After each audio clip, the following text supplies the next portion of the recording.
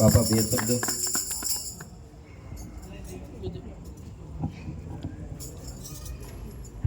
આમ તો આપણી ફરજ બને છે, પણ મને ઘણા કહેતા હતા કે કોંગ્રેસને મત દેવાતું હશે. અલ્યા ભાઈ, મેં કોંગ્રેસને મત નથી આપ્યો. કોંગ્રેસનો તો હું એ વિરોધી છું. મારો પાડોશી ભાઈ બેઠો છે ને, એને મત આપ્યો છે. પાડોશી પહેલો, પછી બીજા. કોંગ્રેસથી તો હું એ વિરુદ્ધ છું. ભાઈને મત તો હતો કે ભાઈ આ, પણ છતાંય પોતાનો ભાઈ છે ને એમ કરીને મેં ખૂબ લોકમય પ્રચાર કર્યો અને જેટલું બને એટલા એના માથા પ્રયત્ન કર્યા છે.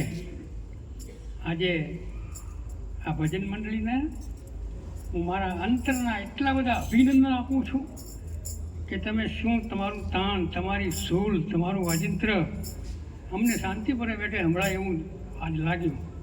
તો ભગવાનને પ્રાર્થના કરું, ભગવાને તમને જે દીધું છે એમાં દીધાર્યું બક્ષો.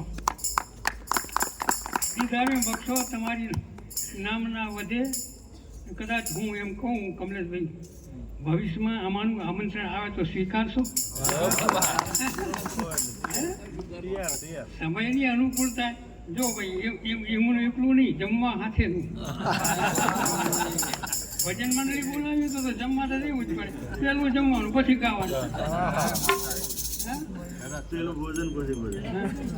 ભજન એટલે મારું સન્માન કર્યું. જયસઈપરામાં તો હું હવે શું કહું, લગભગ 1952 કે 53ની સાલ હશે, દૂધુથી હું મારા બાપની આંગળી ચાલીને આ શેરીઓમાં રખડતો હતો. ઘરેથી નીકળી એટલે સીધા શેઠને પગલે કામ પતે એટલે પાછું. કદાચ ગામમાં જતા તો નારાયણ પેલા ગોવિંદભાઈ પાન કરીને એના ઘરે જતા, બીજે બહુ જતા નહીં. પણ હવે કુદરતનું તમારો ને અમારો એટલું બધો નાતું હશે કે દિવસે દિવસે વધતો ગયો. આજ સુધી પણ વધતો ગયો.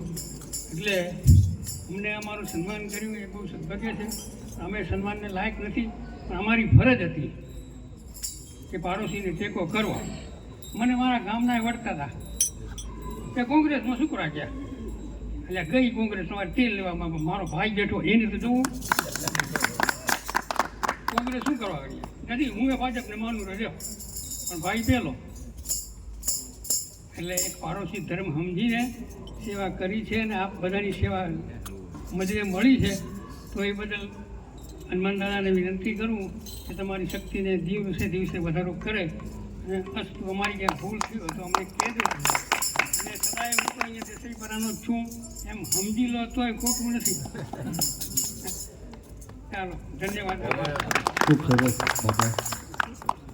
હવે હાથીપુરાની ટીમ આવી જશે. હાથીપુરાની ટીમ આવશે. એમનો